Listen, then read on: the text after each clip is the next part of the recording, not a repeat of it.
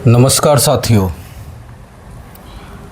The Brajwasi show में आपका स्वागत है और सभी दर्शकों को मेरा सादर प्रणाम। दोस्तों, राहुल गांधी जी बार बार जहाँ भी जिसी भी प्रकार का इन्हें मौका मिल रहा है, हिंदुओं की परंपराओं को, हिंदुओं की संस्कृति को, हिंदुओं की विरासत को, यानी कि बिल्कुल भी पीछे नहीं हट रहे हैं हिंदुओं का अपमान करने में। और किसी भी प्रकार से भारत की जो परंपराएं चली आ रही हैं, उन परंपराओं के साथ भी एक भद्दा मजाक करने में बिल्कुल पीछे नहीं हट रहे हैं। दोस्तों, अब मैंने पहले वीडियो बनाई है 1-2 दिन पहले मनुस्मृति वाले प्रकरण में दोस्तों, तो उसका क्योंकि 15-20 मिनट की वीडियो में दोस्तों सारी बातों का विश्लेषण अच्छे तरीके से नहीं हो पाता है, तो इन्होंने वहाँ पर एक शब्द को पकड़ा, पितृसत्तात्मक। यानी कि जो हमारा भारत का समाज है दोस्तों, यहाँ पर पुरुषों की प्रधानता, यानी कि जो हमारा एक पारिवारिक संगठन होता है, यानी कि जो हमारा परिवार होता है, उसमें हमारे पिताश्री, हमारे पिताजी, हमारे दादाजी, यानी कि ये उनकी जो व्यवस्थाएं हैं उनको गाली देने का प्रयास कर रहे हैं। पितृसत्तात्मक समाज भारत का सदा से ही रहा है, लेकिन पितृसत्तात्मक के साथ साथ इस भारत के परिवार में माताओं की, बहनों की व्यवस्थाएं हमेशा श्रेष्ठ दर्जा उनको दिया गया है दोस्तों। क्योंकि आप लोग भी गांव से रहने वाले हैं, शहरों में रहते होंगे, आप उन भी जानते हैं कि हमारे परिवार में हमारी माता बहनों का हमारे दिलों में या हमारे मन और मस्तिष्क में क्या सम्मान है दोस्तों। जिस मनुस्मृति को लेकर राहुल गांधी जी भारत के समाज को, भारत की सनातन परंपरा को गाली देने का प्रयास कर रहे थे दोस्तों, उसी मनुस्मृति में 3रे अध्याय में 54वें श्लोक में नारी की पूजा जहाँ जहाँ होती है वहाँ देवता निवास करते हैं, इस प्रकार की बातें भी कही हैं। उसके उपरांत, उसके बावजूद भी जब राहुल गांधी जी इस प्रकार की बातें करते हैं, तो दोस्तों ये राहुल गांधी जी के एक खोखले ज्ञान को ही सुशोभित करता है, यानी कि उनके ज्ञान की जो धज्जियाँ उड़ाता है राहुल गांधी जी के। क्योंकि पितृसत्तात्मक की बात आप करते करते महिला सशक्तिकरण पर आ गए कि ये किताब ही है जो महिलाओं को स्वतंत्रता का अधिकार नहीं देती। अरे, आप तो विदेशों में पढ़े हुए हैं सर। दर्शकों, मैं आपसे कहता हूं कि ये व्यक्ति विदेशों में पढ़े हुए हैं। अरे, विदेशों में आपने पढ़ाई की है या पैसे के बल पर ही डिग्रियां आ गई हैं भैया? कुछ कारण तो आप, कुछ फैक्ट और प्रमाण तो बताएंगे। पितृसत्तात्मक पारिवारिक व्यवस्था का मतलब ये नहीं होता है कि उस परिवार में महिलाओं का सम्मान नहीं है, उन परिवारों में महिलाओं को स्वतंत्रता नहीं है, उन परिवार में महिलाओं को अपने जीवन जीने का, अपनी अभिव्यक्ति करने का, पहनने का, ओढ़ने का, आने का, जाने का, पढ़ने का, लिखने का, इस चीज़ की स्वतंत्रता नहीं है। स्वतंत्रता है, और जिस श्लोक की आप चर्चा कर रहे हैं कि वो नियंत्रण नहीं है, वो सम्मान के साथ उनकी सुरक्षा का बंधन बताया गया है। एक महिला के साथ उसके पति का, एक महिला के साथ में उसके बेटे का, एक महिला के साथ में उसके पिता का जो संबंध बताया गया है, वो संबंध उनके साथ उनकी सुरक्षा और सम्मान का सम्मान बताया गया। आप उसे नियंत्रण कहते हैं? क्या एक पिता अपनी पुत्री पर नियंत्रण करता है? अगर पिता अपनी पुत्री की देखरेख करता है और उसकी चिंता करता है, केयर करने का प्रयास करता है, तो वो नियंत्रण नहीं है सर। आप भारत के परिवार की परंपराओं को नहीं जानते हैं। और एक पति जब अपनी पत्नी के बारे में इस प्रकार की केयर करता है, तो वो नियंत्रण नहीं होता है, वो उसकी केयर यानी कि परवाह करता है। और एक पुत्र अपनी माँ की अगर रोक टोक करता भी है, तो वो पुत्र अपनी माँ का भला चाहता है, इसलिए वो उन पर किसी भी प्रकार का रोक टोक या कोई उनकी बातों से असहमत भी हो सकता है। इसका मतलब ये नहीं है कि उनको दबाया जा रहा है, उनको किसी प्रकार से नियंत्रित में किया जा रहा है, क्योंकि भारत की पारिवारिक व्यवस्थाओं से आपका कोई लेना देना नहीं है। और क्षमा कीजिए, क्षमा के साथ मैं कहना चाह रहा हूँ, क्योंकि आपकी जो माताश्री हैं वो विदेश, यूरोप कि इटली देश की हैं, वहाँ की जो पारिवारिक व्यवस्थाएं हैं और भारत की जो पारिवारिक व्यवस्था है सर, उन दोनों में जमीन आसमान का अंतर है, जमीन आसमान का अंतर। और माँ एक पुत्र की प्रथम गुरु होती है, तो इस नाते आपको पारिवारिक संस्कार जो मिले हुए हैं वो भारत के पारिवारिक संस्कारों से मेल नहीं खाते हैं। ये तो रही पितृसत्तात्मक व्यवस्था पर आपका दिया हुआ ज्ञान के बारे में हमने आपको समझाने का प्रयास किया है कि भारत में जो पारिवारिक व्यवस्था रही है हमेशा से ही पितृसत्तात्मक व्यवस्था रही है। इसमें मनुस्मृति की आप अगर जिक्र कर रहे हैं तो मनुस्मृति से ना तो ये देश अब चलता है, ना ये देश मनुस्मृति से कभी चला। मनुस्मृति सनातन संस्कृति में और हिंदू परंपराओं में एक बहुत ही पवित्र पुस्तकों में से एक मानी जाती है। उस पुस्तक को अगर कोई व्यक्ति पढ़ लेगा, उसके 12 अध्यायों का अध्ययन कर लेगा, तो उसमें महिलाओं की आप अपमान की बात कर रहे हैं, महिलाओं को वो दर्जा दिया गया है कि महिलाओं का नाम आज भी हमारे समाज में जब शादी ब्याह के कार्ड बंटते हैं तो पिता से पहले माता का नाम आता है पुत्र की वल्दियत में, कि ये पुत्र श्री इन देवियों का ये पुत्र है। कौन सी दुनिया में रह रहे हैं सर? आपको कौन कौन आपको सलाहकार है? मैं आपसे कह रहा हूं, अगर आप राजनीतिक उत्थान अपना करना चाहते हैं तो इन वामपंथी सलाहकारों को भगाइए अपने यहाँ से, और कोई योग्य और अच्छे जो सनातन संस्कृति के बारे में जानते हो ऐसे लोगों को रखिए। कम से कम आपकी उपहास तो नहीं उड़ेगा इस देश की जनता के बीच में। और रही महिला सशक्तिकरण की बात, सर महिला सशक्तिकरण की बात देखो आप करते हैं, आप एक बहुत बड़े नेता हैं। बहुत बड़े नेता का मतलब आप नेता प्रतिपक्ष बने। 10 साल के मोदी जी के शासनकाल में नेता प्रतिपक्ष बनने का सौभाग्य भी आपको 11वें साल में मिला है। तो 11वें साल में जब आप नेता प्रतिपक्ष बन गए तो आपके अंदर इतना अहंकार,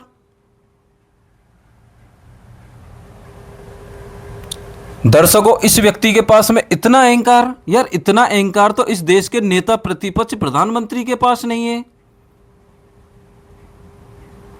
आपने अपनी पार्टी में तो जितने जितने वरिष्ठ लोग थे, एक ग्रुप बनाता 23-24 जो सीनियर वरिष्ठ मोस्ट कांग्रेस पार्टी के बहुत ही विद्वान, जिन्होंने कांग्रेस पार्टी को खून पसीनों से सींचा, एक एक करके वो सारे आपने पार्टी से निकाल दिया कि अपनी चलानी है, अपना एजेंडा सेट करना है।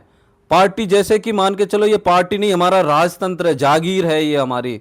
पार्टी किसी की जागीर नहीं होती सर। और पार्टी पे तो आपने अकेले ने कंट्रोल कर रखा है। क्या इस देश की जनता इस बात को जानती नहीं है?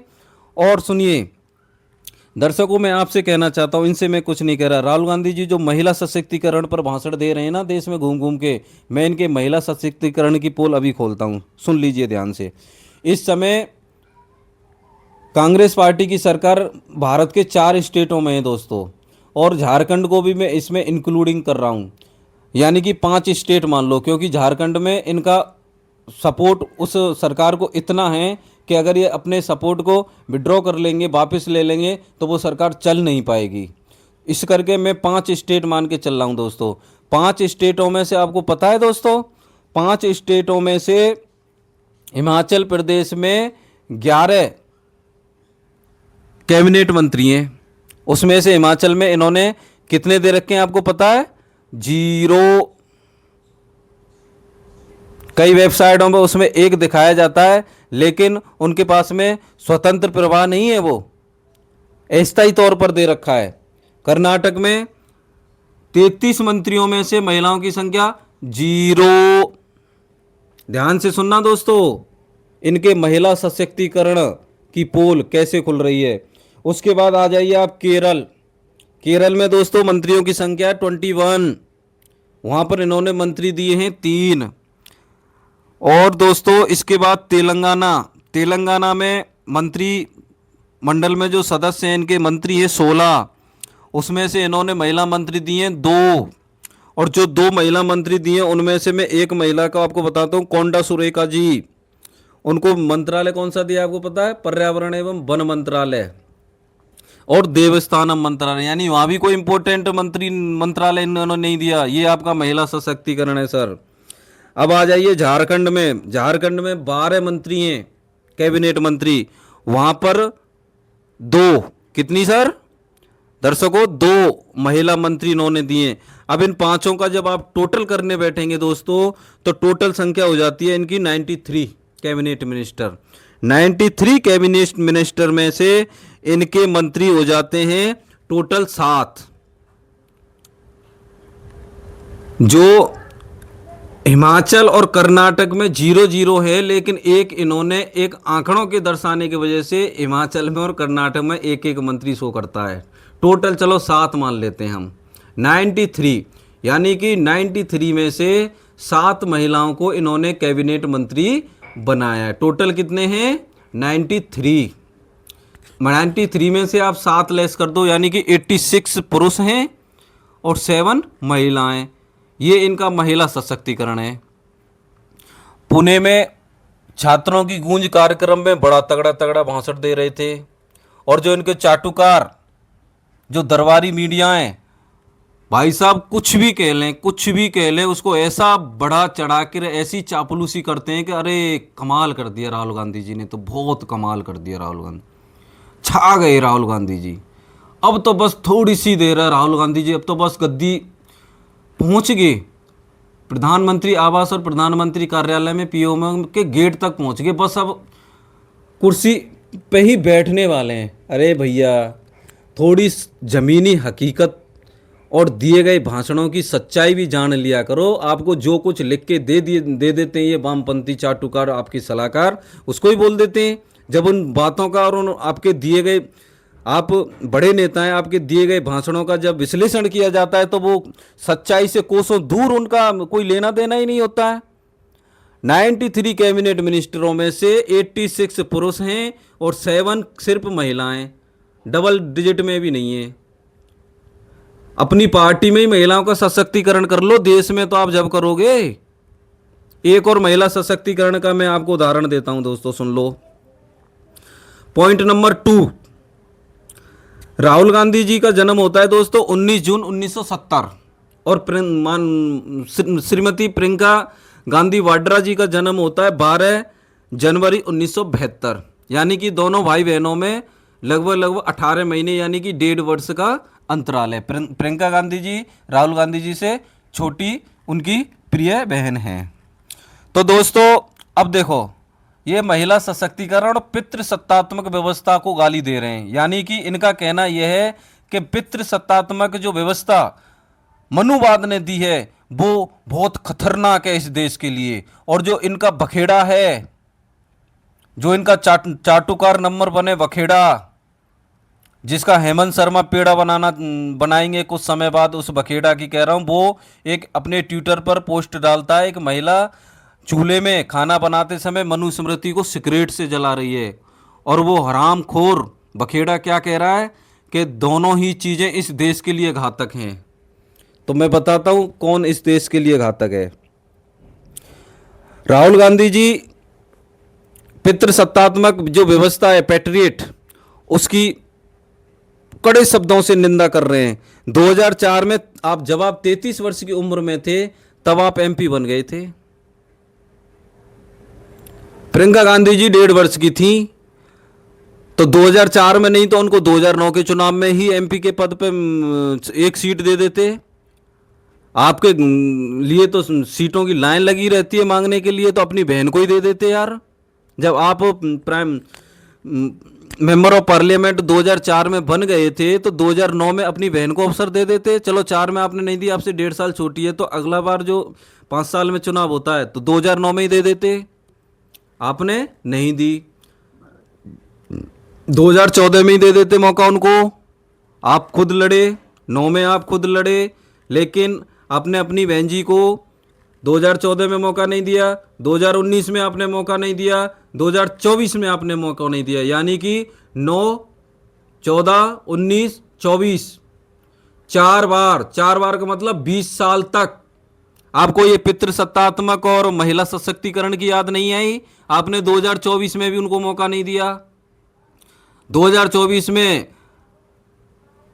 दुर्भाग्यवश या सौभाग्यवश आप रायबरेली की सीट जीतने में कामयाब होते हैं। आप 2 जगह से लड़े थे, आपको उम्मीद कम थी, लेकिन 2 जगह से लड़े, रायबरेली में आपकी जीत हुई। वायनाड को आपने त्यागा, तब आपने उपचुनाव में उनकी महिला सशक्तिकरण याद आई। सर आपको 20 साल बाद जो व्यक्ति अपने घर में उस नियम का फॉलो नहीं कर सकता, वो व्यक्ति देश की जनता को और इस देश के लोगों को ज्ञान पेल रहा है। कौन मानेगा आपके इस ज्ञान को सर? दर्शकों, ये जो फैक्ट हैं इसको ढूंढने में, रिसर्च करने में काफ़ी समय लगता है। इसलिए जब आप कहीं भी चाक चौराहे पे, पंचायतों पे, चाय की दुकानों पर जब इस प्रकार के लोग आपको मिलें और चर्चाएं करें, तो इन तथ्यों को आप स्मरण रखें और बताएं कि किस महिला सशक्तिकरण की ये बात करते हैं। महिला सशक्तिकरण जब आप अपने परिवार तक सीमित नहीं रख सकते, आप अपने परिवार में अपनी बहन को नहीं दे सकते, आप देश में किस महिला को दे सकते हैं? आपकी जहाँ जहाँ सरकार है आप वहाँ नहीं कर सकते हैं, तो आप कहाँ हो सकते हैं? पॉइंट नंबर 3 एक और बताता हूँ इनका, महिला सशक्तिकरण और पितृसत्तात्मक पर दिए गए भाषण की एक और पोल खोलता हूँ, सुनिए। पॉइंट नंबर 3 दोस्तों बड़ी दुखद है, आज भी मुझे दुख होता है। रियल की मैं बात बताऊं, मैं इस देश में प्रधानमंत्री इंदिरा गांधी जी को बेस्ट प्रधानमंत्री मानता हूं। बेस्ट प्रधानमंत्री। हाँ, मैं बेशक प्रधानमंत्री मोदी जी का समर्थक हूं, कई कई मुद्दों पे उनका आलोचक भी हूं, लेकिन इंदिरा गांधी जी जिस प्रकार की प्रधानमंत्री भारत देश में थी, मैं उनके निर्णयों का, मैं उनके साहस का, मैं उनकी निर्णय लेने की क्षमता का एक महिला होते हुए सम्मान करता हूं दोस्तों, सम्मान। और उनकी जो इमेज है, उनका जो सम्मान है, उनका जो स्थान है मेरे लिए, उनका स्थान मेरे लिए ईश्वर के बाद दूसरे नंबर पर उन्हीं का है, क्योंकि वो इतनी साहसी, इतनी बहादुर और इतनी सटीक निर्णय लेने वाली महिला थी। मैं उनको सल्यूट करता हूं, सल्यूट। तो सुनिए दोस्तों, अब राहुल गांधी जी इंदिरा गांधी जी के पोते हैं। राहुल गांधी जी पितृसत्तात्मक व्यवस्था पर पानी पी पी कर गाली दे रहे हैं और महिलाओं के सशक्तिकरण पर, यानी कि महिलाओं को आगे कैसे बढ़ा जाए, महिलाओं को पुरुषों से भी श्रेष्ठ दर्जा कैसे दिया जाए। तो सुन लीजिए दर्शकों, इंदिरा गांधी जी की अक्टूबर में 31 अक्टूबर 1984 को, मैं उस कहानी में ज़्यादा नहीं जाना चाहता सर, दर्शकों काफ़ी लंबा वीडियो हो जाता है। 31 अक्टूबर 1984 को इंदिरा गांधी जी की, उनके जो सिक्योरिटी गार्ड थे बैन सिंह और सतवंत सिंह, इन दोनों ने अपनी राइफलों से हत्या कर दी दोस्तों।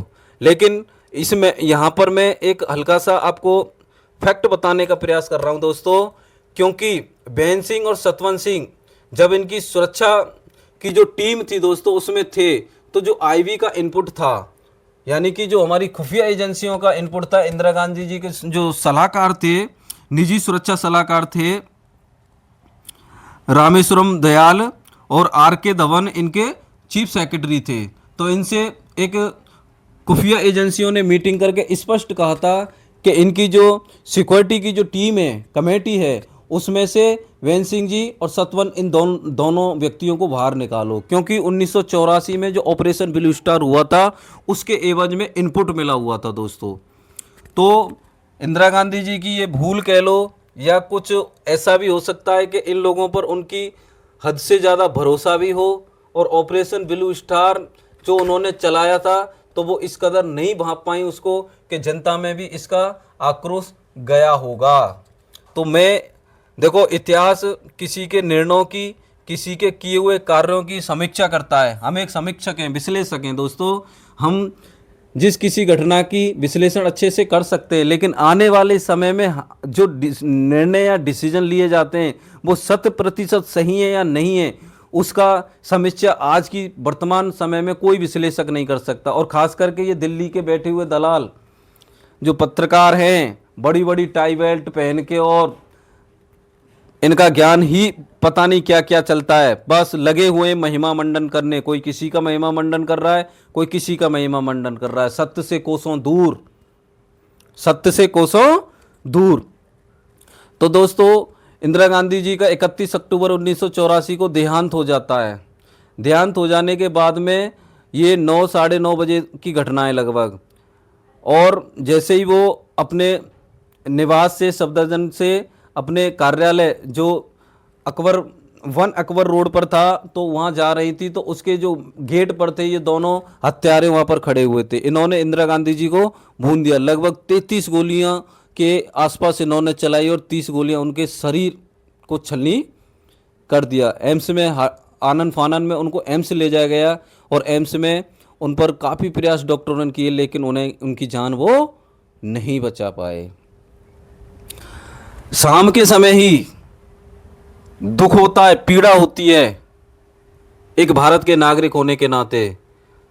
शाम के समय ही राजीव गांधी जी को प्रधानमंत्री जी की शपथ दिला दी जाती है। शाम के समय ही, उसी दिन 31 अक्टूबर 1984 को, उसी दिन। अरे मेरे भाइयों, आप दर्शकों कल्पना करेंगे, जिस बेटा की माता की इस प्रकार से हत्या हुई है, यहाँ पर राजीव गांधी जी द्वारा लिया गया वो डिसीजन भी गलत था। उनको कम से कम उनकी बरसी 12 दिन की या 13 भी तो हो जाने का इंतजार कर लेते। 12-13 दिन देश में मान के चलो कोई कार्यवाहक, उनके गृह मंत्री या कोई ऐसा मिनिस्टर कांग्रेस में जो वरिष्ठ था वो देखरेख करते। अगर वो नहीं करते तो जो चीफ सेक्रेटरी थे उनके वो करते। उसी दिन, यहां पर मैं राहुल गांधी जी को भी लाऊंगा, उसी दिन राजीव गांधी जी को प्रधानमंत्री की शपथ दिला दी। ये भारत की संस्कृति, भारत की परंपरा, भारत के रीति रिवाजों के बिल्कुल खिलाफ है। 13वीं तक का तो सर एक आम नागरिक भी इंतजार करता है। आप तो बहुत बड़ी परिवार से थे वहां पर, फिर आपने ये पुरुष को प्रधानता क्यों दी सर? आपकी माताश्री भी थी। कांग्रेस पार्टी ने पुरुष को प्रधानता क्यों दी? आप एक व्यक्ति विशेष नहीं हैं, आप एक पार्टी के नेता हैं और आपके पार्टी के शुरू से और अब तक के जो भी निर्णय और डिसीजन लिए गए, वो निर्णय और डिसीजन आपके साथ आपकी छाया की तरह चलेंगे। उनसे आप मुंह नहीं मोड़ सकते और ना इस देश की जनता आपको उनसे मुंह मोड़ने देगी। जब आप पितृसत्तात्मक समाज को गाली देते हैं तो वहां पर राजीव गांधी जी को क्यों प्रधानमंत्री बनाया गया? सोनिया गांधी जी को या मेनका गांधी जी को क्यों प्रधानमंत्री नहीं बनाया गया? दो दो पुत्र वधू थी उस घर में, नहीं किया। और ज्ञान दे रहे हैं महिला सशक्तिकरण पर, महिला सशक्तिकरण पर ज्ञान दे रहे हैं। और सुन लीजिए दोस्तों, और सुन लीजिए, सच से मुंह मोड़ते राहुल गांधी किस प्रकार सच से मुंह मोड़ रहे हैं। 1978 में साहबानों का एक केस आया था। साहबानों ने सुप्रीम कोर्ट में जाकर, उस दौर में सुप्रीम कोर्ट में एक महिला, वो भी मुस्लिम समाज से निकलकर अगर सुप्रीम कोर्ट पहुंच गई दोस्तों, वो भी उस महिला की और उनके पिताजी की बहुत बड़ी साहस को मैं सलाम करता हूं कि सुप्रीम कोर्ट पहुंच गई। केवल किस लिए कि मेरे पति ने दूसरी शादी कर ली है तो मुझे कोई प्रॉब्लम नहीं है, लेकिन मेरे भी 3-4 बच्चे हैं, इनके भरण पोषण के लिए मुझे इनसे भत्ता दिला दो, भरण पोषण का भत्ता। कितना मांग रही थी वो? मात्र 170 या 169 रुपये। सुप्रीम कोर्ट ने उनके पक्ष में निर्णय दिया। उस निर्णय को आपके पिताजी ने बदला। एक महिला को, एक दुखियारी महिला को, एक पीड़ित महिला को 170 रुपये तक आपकी सरकार, आपकी पार्टी की सरकार ने नहीं दिलाने दिए और उस निर्णय को आपने कैबिनेट का अध्यादेश पास करके खारिज कर दिया। आप महिला सशक्तिकरण की बातें करते हैं। और सुन लीजिए, 2016 में सायरा बानो उत्तराखंड, ये भी सुप्रीम कोर्ट पहुंचती हैं दोस्तों। और तलाक बिद्दत हलाला, इसको सुप्रीम कोर्ट से असंवैधानिक दर्जा दिया जाता है। फिर उसी को बेस बनाकर मोदी सरकार 3 तलाक का कानून लेके आती है और तलाक बिद्दत को गैर संवैधानिक मानते हुए 3 तलाक का कानून बनाती है और कांग्रेस पार्टी उस कानून के खिलाफ खड़ी होती है, उस कानून का घोर विरोध करती है। क्यों? मुस्लिम तुष्टीकरण में इतने पागल मत होइए। इस मुस्लिम तुष्टीकरण करते तो आप लोगों ने इस देश को टुकड़े करवा दिए। और आज महिलाओं के सशक्तिकरण की बात कर रहे हैं, हिंदुओं की महिलाओं के सशक्तिकरण। हिंदुओं की महिलाओं में किसी प्रकार का बंधन नहीं है। अगर कोई महिला ग्रामीण परिवेश में है, उनकी स्वेच्छा है, वो अपने ससुर से या अपने जेठ से पर्दा करें तो करें, क्योंकि वो परंपराएं हैं। अगर वो नहीं भी करना चाहती हैं, जैसे शहर में कोई हिंदू महिला पर्दा नहीं करना चाहती है और वो स्वच्छंद अपनी मर्जी से जैसा भी वहाँ की वेशभूषा और परिवेश है उसके हिसाब से वो अपने ड्रेस पहनती हैं, कोई उनके वो नहीं है। लेकिन जिनके बीच में ज्ञान दे रहे हैं, उन्होंने बुर्खा पहन रखा है और हिजाब लपेट रखा है, उनसे आपने कभी नहीं की कि आप पे ये नियंत्रण कौन लोग कर रहे हैं। उनको भी कहना चाहिए था आपको, लेकिन उनको आप नहीं कहेंगे, उनको आप नहीं कहोगे। क्यों? वहां जाना मना है, वहां जाना मना है। वहाँ तो अगर कोई बकवास करता है ना, वहाँ तो वो इलाज पक्का करते हैं, पक्का, सर तन से जुदा।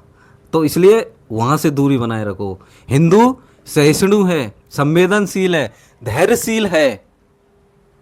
इसलिए हिंदुओं को, सनातन धर्म को, देवी देवताओं को, उनके धार्मिक ग्रंथों को, और जिस ग्रंथ को मेरे हिसाब से तो हिंदुओं के लगभग 80% घरों में वो ग्रंथ है ही नहीं।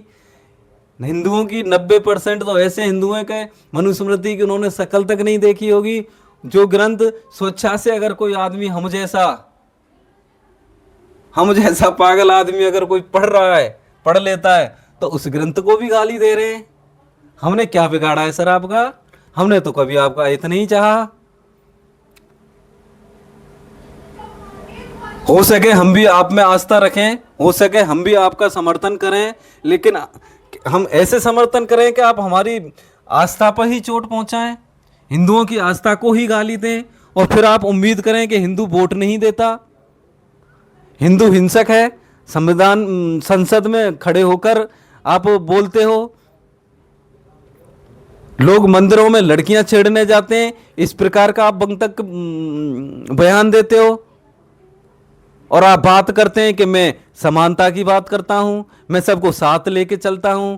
सर माफ कीजिएगा दर्शकों, इस प्रकार की विचारधारा जब कोई नेता लेकर चलता है तो आप सोचिए हिंदू किस तरीके से इसके पीछे लग जाएंगे। तो मैं आप दर्शकों, आप लोगों से कहना चाहता हूं, समझिए सत्य क्या है और असत्य क्या है। सत्य की परिभाषा को समझने का प्रयास कीजिए। इस पार्टी ने कभी भी, आप सोचिए, जो पार्टी हिंदुओं की जिस धार्मिक ग्रंथ का कोई हिंदू लगभग मेरे हिसाब से तो उसको फॉलो नहीं करता। हाँ, गीता रामायण हमारे घरों में सभी में मिलती है, लेकिन मनुस्मृति का तो अब इतना उपयोगिता कोई हिंदू समझता ही नहीं। वहां दूर रखी हुई उस बुक को भी ढूंढकर जब ये गाली दे सकते हैं, तो आप सोचिए आप इनके लिए क्या हैं। जीवन में ये हिंदुओं का भला नहीं चाह सकते, कभी नहीं चाह सकते। आपने इन्हें कभी ईसाइयों के किसी भी कुप्रथा पर ज्ञान देते देखा है? आपने मुसलमानों में इतनी कुरीतियां हैं उन पे ज्ञान देता आज तक इन लोगों को देखा है? नहीं देखा होगा आपने। ये सारा ज्ञान किन के लिए आएगा?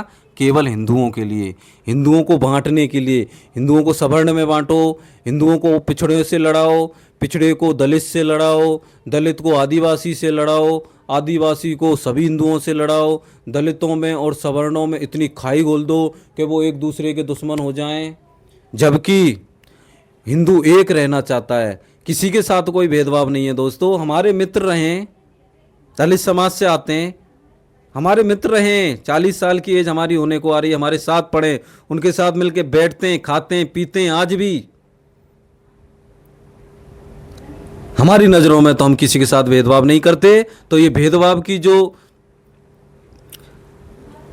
अवधारणा जो डाली गई है, ये किन लोगों ने डाली गई है आपको पता है? जब आप इसका गहनता से अध्ययन करेंगे तो हेमिस्टिंग, जॉन हेमिस्टिंग और मैकॉले की ये थ्योरी थी कि हिंदुओं को अगर इस एकता को तोड़ना है तो इनको दलित, सवर्ण, पिछड़ा, आदिवासी, इस प्रकार से इनको तोड़ना है। और आज उन्हीं मैकाले की अवधारणा पर चल रहे हैं हमारे माननीय LOP साहब। हिंदुओं को एक मत रहने दो। अगर हिंदू एक रहेगा तो आपकी जो रोटी आप सेकना चाह रहे हैं तुष्टीकरण वाली रोटी, हिंदू उसको सिकने नहीं देगा, उस रोटी को कच्ची की कच्ची रहने देगा। इसी प्रकार से दोस्तों मैंने आपको पितृसत्तात्मक यानी कि हमारी परंपरा, हमारी सत्ता हमारी परंपरा और हमारी जो व्यवस्थाएं हैं उस पर कुठाराघात किया जा रहा है, और हमारी जो हिंदुओं की एकता है उसको किस प्रकार से तोड़ा जा रहा है। आपने देखा होगा मौजूदा समय में किस प्रकार की अराजकतापूर्ण स्थिति देश में पैदा की जा रही है। ये उसी विदेशी फंडिंग का है जो मैं बार बार कहता हूँ, FCRA वाला, ये वही लोचा है। और ये हमारे माननीय जी जो विदेशों में जाते हैं, ये विदेशों में वही गोटी सेट करके आते हैं, गोटियां, फिर उन गोटियों के जो मोहरे यहाँ पर हैं एजेंट, वो अपना खेल दिखाते हैं और अव्यवस्था और अराजकता चल रही है इस देश में।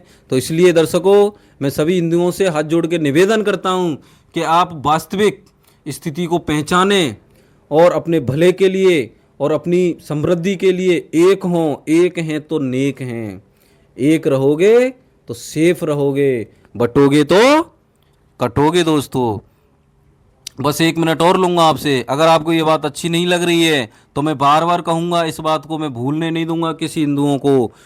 पाकिस्तान में 30% हिंदू थे, बांग्लादेश में लगभग 32% हिंदू थे। पाकिस्तान में तो कोई मनुवादी नहीं है, पाकिस्तान में तो कोई सवर्ण नहीं है, पाकिस्तान में तो कोई ब्राह्मण, राजपूत, जाट, गुर्जर ये नहीं है लोगों पर अत्याचार करने के लिए। वहाँ के दलित हिंदू कहाँ गए? कहाँ गए वहाँ के दलित हिंदू और आदिवासी हिंदू और पिछड़े हिंदू कहाँ गए? 2% हिंदू रह गए हैं पाकिस्तान में। कोई मनुवाद नहीं है वहाँ, वहाँ तो शुद्ध इस्लाम है एकदम 100% प्योर। वही बांग्लादेश में है 7% रह गए। डेली हत्याएं हो रही हैं, कभी 2 मर रहे हैं, कभी 4 मर रहे हैं, कभी 5 को मारा जा रहा है, डेली मर रहे हैं। आने वाले 10-15 साल में वहाँ भी 1-2% ही रह जाएंगे। वहाँ कौन मनुवाद है? तो इसलिए हिंदुओं, इसलिए दर्शकों, आपको सजग रहना होगा, आपको जागना होगा और आपको अपनी यूनिटी को बनाए रखना होगा। दोस्तों क्या सही है इस देश के लिए, क्या सही है हमारे सनातन धर्म संस्कृति के लिए, और कौन क्या कर रहा है। जो व्यक्ति एक गरीब घर से पैदा हुआ व्यक्ति भारत की अर्थव्यवस्था को 11वें 12वें नंबर से आज 4-5वें नंबर पर लिया है, उसको गाली देते हो। जिस व्यक्ति ने इस देश की 56 से 57 करोड़ लोगों के बैंक खाते नहीं थे गरीब लोगों में, उसको गाली दे रहे हो? नहीं। इसलिए दोस्तों आपको समझना है और आपको एक रहना है और अपनी आस्था और अपनी संस्कृति और अपने धर्म के प्रति आपको सजग रहना है और इन ऐसे लोगों से दूरी बनाए रखनी है और उस दूरी को हमेशा हमेशा के लिए बनाए रखना है। तो दोस्तों मैं अपने इस विश्लेषण को आज यहीं विराम देता हूं, और यदि आप मेरी बातों से सहमत हैं तो आपसे निवेदन है कि चैनल को लाइक करें दोस्तों, सब्सक्राइब करें और अपने मित्रों में या अपने परिवारजनों में शेयर भी करें दोस्तों, और अपने आसपास के लोगों को जागरूक भी करें दोस्तों। जय हिंद दोस्तों, जय श्री राम।